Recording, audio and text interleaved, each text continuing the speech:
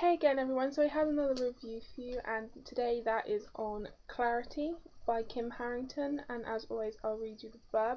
As this is an ARC edition, the back only says she can see your secrets, so the blurb is on the inside. Clarity Claire Fern sees things no one else can see, things like stolen kisses and long buried secrets. All she has to do is touch a certain object and the visions come to her. It's a gift and a curse. When a teenage girl is found murdered and Claire's brother becomes the prime suspect, she must use her talent to prove his innocence. But as she becomes tangled in a web of fear, revenge and lust, Claire discovers that the truth can be the hardest thing to see. Will Claire's sight help her when she needs it most? Because this is an art, this isn't the finished cover. There is more colour in the finished copy, as you'll have seen at the beginning of this video, and a lot of people really don't like the UK cover, but I'm actually in the minority here and prefer it. I don't like the US cover.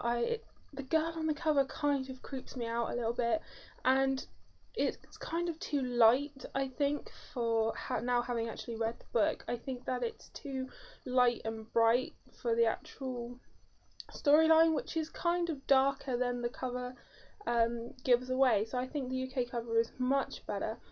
I had heard mixed things about it because this book has obviously been out in the US longer. It's only just coming out now in the UK, and I'd heard such mixed things about it, and I wasn't sure whether to pick it up or not. And then when I was asked if I'd like it for review, I thought, yeah, you know what, I'm gonna give it a go. I'm gonna judge it myself and see which side of the fence I sit on. And I actually really enjoyed this book. I give it 4 out of 5 stars. I loved the premise of it, her family having psychic gifts. I loved the murder mystery. I had my suspicions as to who the murderer was, but I kept changing my mind. I was never sure. There was constant suspense. Claire is quite a funny character.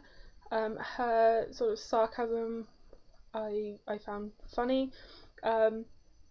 The character names in this, her name is Clarity and her brother is called Periwinkle. I had to award extra points for unique and original character names. I thought they were very refreshing. The only thing that really let this book down for me, I loved everything apart from one thing, and that is this emerging love triangle that we have between Justin, who is Claire's ex, and he was her first boyfriend. She's sort of known as the freak, you know, she comes from a family of freaks, and so she's ostracised and no one will be friends with her or go out with her, but he was the first boy to really ignore that and be with her. But then he got drunk one night and cheated on her with like the school bitch. But he comes back into the picture, and because of what happened, I was immediately hostile towards him. And you know, Claire's been hostile towards him as well, but she starts to crack a little bit, and I'm like, no, don't do it.